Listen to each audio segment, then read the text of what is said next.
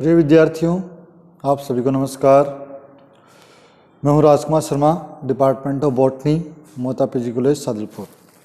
आज हम बात करने वाले हैं बीएससी पार्ट फर्स्ट के एक टॉपिक की, जो है फॉसिल्स से रिलेटेड।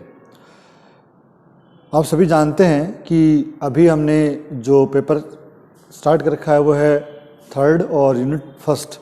तो जो फॉसिल्स है वो भी यूनिट फर्स्ट में ही है। इट मीन्स अपनी यूनिट कंटिन्यू रहेगी। यूनिट फर्स्ट कंटिन्यू है इन पेपर थर्ड। यहाँ पर जो हम आज का टॉपिक ले रहे हैं वो है फॉसिल्स, जीवाश्म।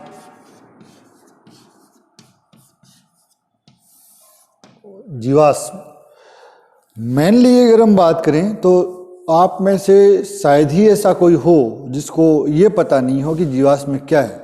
जीवाश्म सबको पता है जीवाश्म के बारे में, लेकिन अगर उसी को क्वेश्चन फॉर्मेट में पूछ ले कि जीवाश्म भवन किसे कहते हैं, जीवाश्म क्या होते हैं, जीवाश्म कितने प्रकार के होते हैं, जीवाश्म बनने की प्रक्रिया कितने प्रकार की हो, तो आप में से शायद एक भी इसका उत्तर नहीं दे पाए। ये मैं गारंटेड कह सकता हूँ। बहुत ही इम्पोर्टेंट ये टॉपिक रहने वाला है और यहाँ से आपको छोटे बड़े और उससे बड़े मतलब तीनों कैटेगरीज के क्वेश्चन मिलेंगे। तो सबसे पहले हम शुरू करते हैं फॉसिलाइजेशन, जीवाश्मी भवन। फॉसिलाइजेशन और जीवाश्मी भवन प्रक्रिया डिफाइन और अकॉर्डिंग टू डेफिनेशन वह प्रक्रिया है जिसके द्वारा कोई भी जीव फॉसिल्स में बदलता है। तो अगर आप एग्जैक्टली डेफिनेशन पे जाएं तो देख सकते हैं कि जीव अथवा उसके किसी भाग या अंग के जीवाश्म में बदलने की जो प्रोसेस है, प्रक्रिया है, उसे ही हम क्या कहेंगे, जीवाश्मी भवन कहेंगे। जीवाश्मी भवन ये हो गई जीवाश्म जो उसके अंदर दबा हुआ है वो हो गया। अब बात आती है कि जीवाश्म में दबता, जीव दबता क्यों है या कहाँ दबता है। तो बेसिकली हमें थोड़ा सा चट्टानों के बारे में पता होना चाहिए। चट्टानें फंडामेंटल आप जाएंगे तो बहुत सारे प्रकार की है। एक है आग्नेय, दूसरी है अवसादी और तीसरी है कायांतरित या रूपांतरित। इसके अलावा हमारे सिलेबस की कोई भी नहीं है।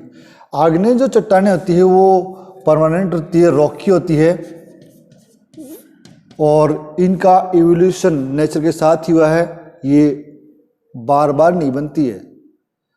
जबकि अवसादी चट्टान जो है वो समय के साथ अपना रूप बदलती है, साथ ही नई भी बनती है। मतलब ये बार बार नहीं बन सकती है। हालांकि बार बार नहीं बनने का मतलब यहाँ पे 10 से 20 लाख साल है, ये नहीं कि आज सोचा कल बन गया, ऐसा नहीं है। और रूपांतरित, अगर कोई ज्वालामुखी फटा या कुछ और हुआ, उसकी वजह से कुछ ऐसा हो जाए या भूकंप आ जाए, कोई हिस्सा भूमि से बाहर आ जाए या और कोई चेंज हो जाए तो उसमें आएगा। हमारे मोटो की जो है वो है सिर्फ अवसादी चट्टानें, अवसादी या अवसाद से बनी हुई चट्टानें। कैसे बनते हैं फॉसिल, थोड़ा सा इन चट्टानों के बेस पे समझते हैं।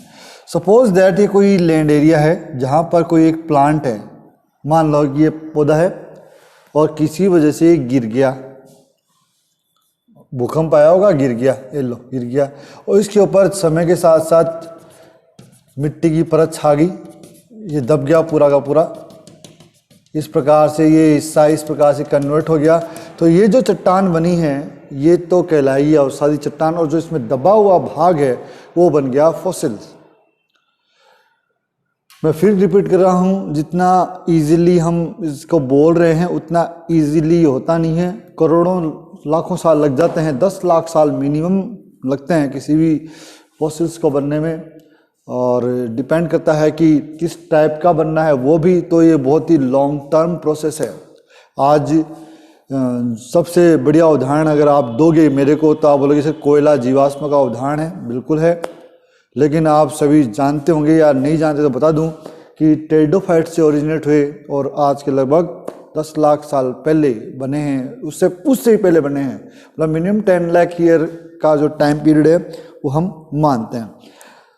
अगला बिंदु चलते हैं कि जीवाश्म कैसे बने हैं। इसके संबंध में दो प्रमुख सिद्धांत दिए गए हैं, दो मेन जो है पॉइंट दिए गए हैं, ये एग्जाम में आते हैं। तो दो प्रिंसिपल या जो दो सिद्धांत दिए गए हैं हाउ टू प्रोड्यूस फॉसिल्स, उसके विषय में। तो पहली जो थ्योरी है वो है रिप्लेसमेंट थ्योरी, रिप्लेसमेंट थ्योरी, प्रतिस्थापन सिद्धांत। बहुत ही आसान सा सिद्धांत है, बिल्कुल इजी सिद्धांत है। पहले मैं आपको इसकी जो वर्डिंग्स है उसको बता दूं, उसके बाद में हम बात कर लेते हैं कि कोई भी जीवाश्म, सपोज दैट लीफ है, उसका डीकंपोजिशन शुरू हो गया,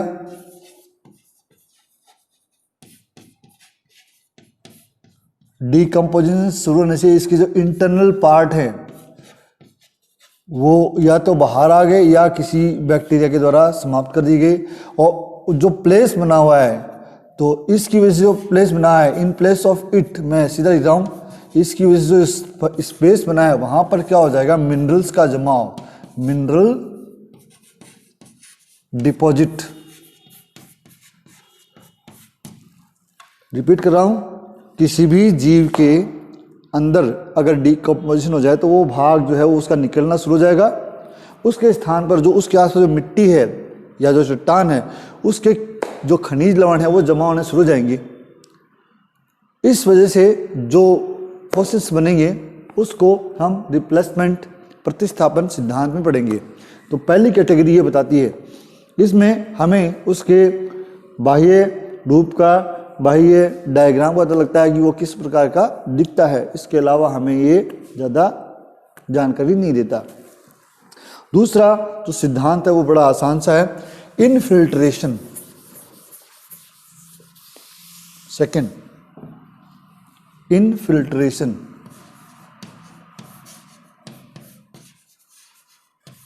इनफिल्ट्रेशन नंबर 2, ये थोड़ी सी ज़्यादा वैल्यूबल और एक्सेप्टेड थ्योरी है, जो कि लॉन्ग टर्म फॉसिल्स के लिहाज से बड़ी सही है। ये कहती है कि जैसे कोई भी एक फॉसिल है, उसमें डीकंपोजिशन शुरू हुआ,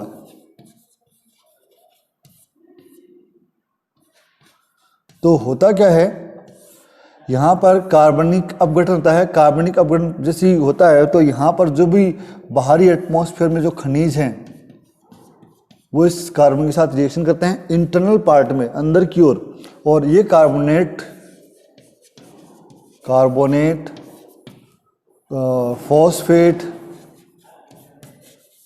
और अन्य भागों में कन्वर्ट हो जाते हैं। अंदर ही अंदर, मतलब ये नए रूप में चेंज हो जाते हैं। जो कार्बन रिलीज हो रही है वो बाहरी खनिजों के संपर्क में आने पर अपना एक नया रूप बना लेती है, और वो नया रूप यहाँ पर डिपॉजिट हो जाता है, जो कि मजबूती से इस फॉसिल्स की प्रोटेक्शन करता है या इसके रूप को बनाए रखता है।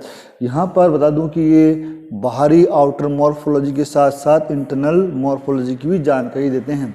तो यहाँ पर देखा गया है कि कैल्शियम, मैग्नीशियम और अन्य फॉस्फेट आयन जो है वो अंतस्తంदित, इनफिल्ट्रेट होकर फॉसिल्स के अंदर उसके आकार को बनाए रखते हैं। तो दो प्रकार की थ्योरी है जो कि इनफिल्ट्रेशन और रिप्लेसमेंट के रूप में आपके सामने है। बड़ी आसान सी भी है, इजी है, आप इनको देखें। अब बात करते हैं what environment necessary for fossilisation, या ये कहें कि जीवाश्म बनने के लिए क्या जरूरी है, मतलब ऐसा क्या हो कि फॉसिल्स बन जाए। जनरली 10 लाख का समय लगाया है किसी फॉसिल्स ने बनने में, तो निश्चित रूप से कुछ न कुछ तो ऐसा है जो उसके इस कार्य में हेल्प कर रहा है। It is a long term investment मान सकते हो इसको आप। तो सबसे पहले है कि जो जीव है उसकी नेचर पे डिपेंड करेगा कि वो फॉसिल बनेगा कि नहीं बनेगा। अगर आप किसी प्रोटोजोआ की बात करो तो नहीं बनेगा, जिम्नोस्पर्म की बात करो तो ईजिली बोल दो कि हाँ बनेगा। तो डिपेंड करता है उसकी मोटाई पर, उसकी कठोरता पर, इत्यादि पर, पहला नंबर। दूसरा है अवसादी चट्टानों के बनने की स्पीड, कि कोई जीव मरा उसके ऊपर सेडिमेंट्स कितने स्पीड से आए, अवसाद कितनी स्पीड से आए। अगर अवसाद जो कोई सपोज दैट कोई एक्स जी मर गया है और उसको किसी लंबे समय तक ढका नहीं गया है, तो वहाँ पर जो बैक्टीरिया है वो क्या हो जाएंगे, डिपॉजिट हो जाएंगे, जो खाना शुरू कर देंगे, डिकम्पोज कर देंगे। तो अवसादी चट्टानों की जो बनने की दर है वो बहुत फास्ट होनी चाहिए। इसका एग्जाम्पल दूं कि कोयला कैसे बना, क्योंकि हम एक सामान्य उदाहरण जैसे देखें कि सपोज दैट कोई एक्स जी मर गया है और हमारे आसपास ही मरा है, तो वहाँ पर उसके ऊपर परत कब चढ़ेगी, आप इंतजार ही करते रहो, आपके साथ तो नहीं चढ़ेगी। इट मीन्स वो डिकम्पोज भी हो जाएगा, ख़त्म भी हो जाएगा, फॉसिल नहीं बनेगा। तो फिर कोयला कैसे बना होगा या बने कैसे? भूकंप या इत्यादि जो घटनाएं होती है उसमें अचानक से क्या होता है, जमीन का एक भाग ऊपर नीचे होता है और वहाँ पर जो जंगल है, जीव है, वो दब जाते हैं अचानक से, उनके ऊपर एक परत आ जाती है, वो दबे के दबे रह जाते हैं, दफन हो जाते हैं कहने मतलब। तो वो जो स्पीड है वो फॉसिलाइजेशन को प्रमोट करती है। टेरिडोफाइटा के साथ ऐसा ही हुआ होगा किसी ज़माने में कि अचानक से कोई बड़ा भूकंप आया और सारे का सारा जंगल नीचे दब गया अचानक से, तो बैक्टीरियाज को ये समय ही नहीं मिला कि वो वहाँ पर इनको डिकम्पोज कर पाए। तो इसी वजह से आज आपको फॉसिल्स मिलते हैं। डायनासोर के फॉसिल्स मिलने का कारण भी यही है, अचानक से इस भूमि में दफन हो गए, उल्कापिंड टकराया या आग लग, जो भी थ्योरी है, तो वो अचानक चले गए, अचानक से ऊपर मिट्टी में चले गए, तो बैक्टीरियाज या माइक्रोब्स कोई रिएक्शन कर ही नहीं पाए। इसलिए स्पीड डिपेंड करती है। अवसादी चट्टानों के बनने की स्पीड अगर फास्ट है तो आपको जीवाश्म बहुत अच्छे दिखेंगे और स्लो है तो नहीं दिखेंगे। Second point. Third point, depend करता है कि जो चट्टान बन चुकी है उसमें कोई चेंज नहीं हो भविष्य में, वो जो बन चुकी है वो बन जाए। होता क्या है कि सपोज दैट कोई जीव इसके अंदर दबा हुआ है, ये मान लो, और अब फिर दोबारा भूकंप आ गया और दोबारा भूकंप आने से चट्टान टूट गई, इतना भाग से हट गया यहाँ से, ये लो, ये गिर गई, टूट गई। तो ये जो जीवाश्म है किसके संपर्क में आ गया, एटमॉस्फेयर के संपर्क में आ गया, इसका बैक्टीरिया इजीली डिकम्पोजिशन कर देंगे। इसीलिए चट्टानों की स्वरूप में चेंज नहीं आना चाहिए, या आए तो इस प्रकार का आए कि वो फॉसिल्स तक ना पहुँचे। अगर वो फॉसिल्स तक पहुँच गया तो फिर फॉसिलाइजेशन की क्रिया अपने आप रुक जाएगी। एंड फाइनली जो पॉइंट रहेगा इसमें ऐड करने के लिए वो रहेगा कि जो खनिजी भवन की क्रिया हो रही है, मिनरलाइजेशन जो जमा हो रहे हैं, चाहे वो प्रतिस्थापन थ्योरी का अनुवादन मानते हो या फिर वो इनफिल्ट्रेशन थ्योरी के अनुसार हो, किसी भी थ्योरी के अनुसार वो जमा हो रहे हैं वहाँ पर, वो प्रॉपर होने चाहिए। मतलब ये नहीं कि आधा अधूरा भाग छोड़ दें। इससे क्या होता है कि जो फॉसिल है अगर वो इनकम्प्लीट मिनरलाइजेशन के इफेक्ट में आया हुआ है तो उसका कुछ भाग बचा रह जाएगा, कुछ भाग डिकम्पोज हो जाएगा। हमें स्टडी में बड़ी समस्या आएगी, हम उसको प्रॉपरली स्टडी नहीं कर पाएंगे। तो आपको ये बात भी यहाँ पर ध्यान रखनी। तो 4 पॉइंट मैंने बताए। अभी सबसे पहले फॉसिल्स के बारे में हो गया, फॉसिलाइजेशन के बारे में हो गया, 2 principle of theories which promote fossilisation process वो हो गई, रिप्लेसमेंट और इनफिल्ट्रेशन, और फॉसिलाइजेशन बनने के 4 प्रमुख कारण या सुविधाएं बोल सकते हो या सहायक कारक बोल सकते हो जो फॉसिलाइजेशन को प्रमोट करते हैं, वो हो गए। ये अलग अलग क्वेश्चन हैं सारे के सारे, चारों पूछे गए हैं। जीवाश्म और जीवाश्मी भवन किसे कहते हैं पूछा गया है, 2 प्रिंसिपल कौन से वो पूछा गया है, विच पार्ट प्रमोट और विच फैक्टर इफेक्ट फॉसिलाइजेशन ये पूछा गया है।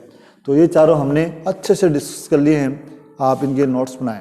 अब चलते हैं अगले पॉइंट की तरफ जो इम्पोर्टेंट है। ये पहला पार्ट जो था वो इसका इंट्रोडक्शन मान लीजिए। अब चल रहे हैं types of fossils. Types of fossils थोड़ा सा लेंदी रहेगा, इसलिए हम इसको थोड़ा सा स्प्लिट कर लेंगे और पहले 3 पार्ट आज की वीडियो में पढ़ेंगे और अगले जो बचे हुए पार्ट है वो नेक्स्ट वीडियो में पढ़ेंगे। तो टाइप ऑफ फॉसिल्स के पहले 3 part. Type of fossils part 1। आपको ध्यान रहेगा कि कौन से पार्ट की बात कर रहे हैं, पहले 3 पार्ट की बात कर रहे हैं पार्ट 1 में। और जो पहला प्रकार है सबसे इम्पोर्टेंट जो है वो है संपीड़ित जीवाश्म, कंप्रेशन जीवाश्म, संपीड़ित जीवाश्म। ये है पहला पार्ट, कंप्रेशन फॉसिल्स, इसको हम बोलेंगे। देखिए नाम से जाहिर हो रहा है कि कंप्रेशन और संपीड़, कि किसी भूमि पर अगर कोई जीव गिरा है तो उसके ऊपर जो परतें हैं वो दबाव डालने की वजह से जो जीव है उनके अंदर दब जाएगा, उसकी छाप वहाँ पर रह जाएगी। फॉसिलाइजेशन की क्रिया जब हो रही है तो जो प्रिंट है वो उस मिट्टी की सतह पर है, हो सकता है कि वहाँ पर बैक्टीरिया अटैक करे, उसको पूरा खा जाए, लेकिन जो छाप रहेगी वो एज इट इज़ वहाँ पर बनी रहेगी। तो हमें कुछ जो फॉसिल्स है वो इसी टाइप में मिले, दबे हुए, उनकी जो डायग्रामेटिक स्थिति है वो मिलती है। हालांकि छोटा बहुत केमिकल पार्ट भी मिल सकता है। जो पतले जीवाश्म है या पतली साइज के जीवाश्म है वो बड़ी आसानी से यहाँ पर हमें मिल सकते हैं, और थोड़ा सा मोटा है उसमें हमें थोड़ी दिक्कत आती है, क्योंकि उसका अधिकांश भाग डिकम्पोज हो जाता है, सिर्फ कुछ भाग का हमें अवलोकन देखने को मिलता है। दूसरी, इस प्रकार के जीवाश्म में केवल आउटर मॉर्फोलॉजी का अध्ययन होता है, इंटरनल मॉर्फोलॉजी का कोई अध्ययन नहीं होता। तो ये हमारे लिए केवल एक्सटर्नल स्टडी का ही एक सोर्स है, इंटरनल स्टडी का सोर्स नहीं है। यहाँ पर हम उसकी कोशिकीय संरचना के बारे में कुछ बात नहीं कर सकते। जहाँ तक हम देखें तो ये जो जीवाश्म है वो सबसे सरलतम जीवाश्म माने गए हैं, सिंपलेस्ट टाइप के जीवाश्म माने गए हैं। ये अवसादी चट्टानों में दबने के कारण बनते हैं, अवसादी चट्टान में दबने के कारण, और दबने के अंदर जो प्रेशर है, दाब है, उसकी वजह से क्रिएट हुए हैं, उनकी छाप वहाँ पर रह जाती है, बाकी पोर्शन बैक्टीरिया द्वारा निकाल दिया जाता है। तो फर्स्ट ये है। अब हम बात करें सेकंड की, ये है पेट्रीफैक्शन अश्मीभूताश्म, सेकंड टाइप, अश्मीभूताश्म, सेकंड कैटेगरी जीवाश्मों की। अश्मीभूताश्म पेट्रीफैक्शन वर्ड जो है वो अपने आप में एक सिग्नलिंग है, अपने आप में एक परिभाषा देता है कि यहाँ पर किसी प्रकार के केमिकल का डिपोजिशन है। ये आपको बाहरी और आंतरिक दोनों प्रकार की जानकारी उपलब्ध कराएंगे। सूक्ष्मदर्शी से देखते हैं तो जो जीव है उसके ऊपर पूरा एक केमिकल का प्रोटेक्शन हो गया है, तो हमें जीवित होने का आभास भी देते हैं। इसका मतलब ऐसा लगता है कि जीव की जो इंटरनल स्ट्रक्चर है वो काफ़ी कॉम्पैक्ट है और स्टडी में काफ़ी हेल्पफुल रहते हैं। तो जो जीव है उसके चारों ओर लगभग जो 20 प्रकार के खनिज हैं वो एक आवरण बना लेते हैं, उसको प्रोटेक्ट कर देते हैं। अंदर का भाग जो है वो उनके बीच में दब जाता है, इसीलिए जिस फॉर्मेट में वो दबा है उसी फॉर्मेट में रह जाता है। बाहरी ऑक्सीजन या बाहरी माइक्रोब्स का उसके ऊपर कोई दबाव या ये कहें कि कोई रिएक्शन नहीं होती है, इसीलिए हमें वो जीवित सेल की अनुभूति का आभास कराते हैं। तो बहुत ही इम्पोर्टेंट एक एग्जाम्पल हम यहाँ पर देख सकते हैं कि ये मोस्ट इम्पोर्टेंट कैटेगरी है, और पोलन ग्रेन के जीवाश्म इस रूप में हमें काफ़ी मात्रा में देखने को मिलते हैं। पोलन ग्रेन जो है वो काफ़ी कॉम्पैक्ट होते हैं और स्टडी में काफ़ी हेल्प करते हैं। हमेशा ये बात ज़रूर ध्यान रखें कि जो मिनरलाइजेशन या 20 प्रकार के जो खनिज यहाँ पर डिपॉजिट हुए हैं वो किसी भी रिएक्शन की वजह से डिकम्पोज ना हो जाए। अगर ऐसा हो गया यहाँ पर तो ये जो जीवाश्म है वो डैमेज हो जाएंगे। तो सबसे अगर अध्ययन की दृष्टि से बात करें तो अश्मीभूताश्म जो जीवाश्म है वो सबसे इम्पोर्टेंट किस्म के आते हैं। अभी तक जो ज्वालामुखी या वोल्केनो की जो परतें देखी गई है उनमें ये जीवाश्म हमें बहुत ज़्यादा मात्रा में मिले हैं, और कोई जीव वहाँ पर भ्रमण कर रहा है तो वो उस लावा के संपर्क में आने से वहाँ का वहीं रह गया था। ये ज़रूरी है कि ऐसे जीवाश्म बनने में हार्ड पार्ट की इम्पोर्टेंट भूमिका होती है, इसलिए पार्ट कैसा होना चाहिए, कठोर होना चाहिए। खासतौर बोन्स या कोई कॉन या फिर पोलन ग्रेन जो कि आउटर कॉम्पैक्ट स्ट्रक्चर में बहुत ही कॉम्प्लिकेटेड हैं, वे जीवाश्म यहाँ पर बन पाते हैं। चलिए आखिरी बात करते हैं इंक्रस्टेशन परपटास्म की। लास्ट आज का टॉपिक का परपटास्म फॉसिल्स। अश्मिभूताश्म और परपटाश्म दोनों ही प्रकार के जीवाश्म की नेचर की बात करें तो ये जो है वो लगभग सिमिलर ही हैं। यहाँ पर पौधे का कोई भाग या कोई संपूर्ण जीव एक साथ अवसादी चट्टानों में दब जाता है, उसकी वजह से बनने वाले जीवाश्म हैं। इन जीवाश्मों में बेसिकली बाहरी भाग जो है वो तो पूरा का पूरा प्रिजर्व हो जाता है क्योंकि ये दब जाते हैं, और आंतरिक भाग डिपेंड करता है कंडीशन पर कि वो कितना बचता है, लेकिन इंटरनल भी ये काफ़ी यूजफुल है। यहाँ पर केमिकल का जो प्रोटेक्शन है वो बेसिकली बाहरी भाग पर ही है, इसलिए इंटरनल पार्ट कई बार डैमेज हो जाता है। तो इंटरनल स्ट्रक्चर के लिए ये कंपैरेटिवली अच्छे नहीं माने जाते। यहाँ पर हम इनका इस्तेमाल अश्मिभूताश्म की भांति इंटरनल स्टडी के लिए नहीं कर सकते, सिर्फ आउटर मॉर्फोलॉजी के लिए कर सकते हैं। तो आज की वीडियो में हम इतना ही। थोड़ा सा ये टॉपिक स्लाइटली बोरिंग है, हल्का सा बोरिंग है, तो आप इसको एक बार दोबारा ज़रूर देखें जिससे आपको याद हो जाए। कल हम इसके जो सेस टाइप है उनके बारे में बात करेंगे। तब तक के लिए आप सभी का धन्यवाद। Thank you.